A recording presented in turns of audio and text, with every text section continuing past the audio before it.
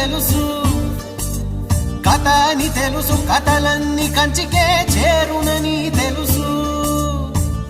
తెలుసు తెర తొలుగుతుందని, తెలుసు తెల్లారుతుందని, తెలుసు ఈ కట్టె పుట్టుకుమంటదని, తెలుసు ఈ మట్టి మట్టిలో కలిసిపోతదని.